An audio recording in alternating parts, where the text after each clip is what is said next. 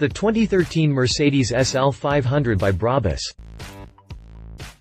It's been close to 4 years since noted Mercedes tuner Brabus got their hands on a new Mercedes SL Roadster.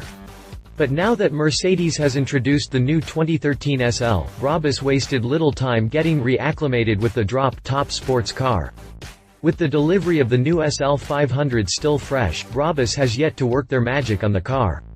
But that doesn't mean that we can't expect the usual array of goodies that has become a staple from the Mercedes tuner extraordinaire.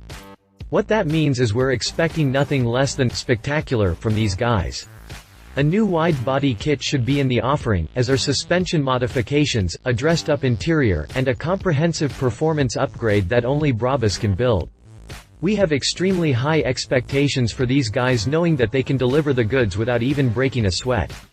No timetable has been given as to when the new program for the SL500 will be completed, but we do expect it to make its debut at a major auto show later this year. It doesn't matter if it's Frankfurt, Paris, or even Los Angeles. We just can't wait to see what Brabus does with the 2013 SL500 Roadster.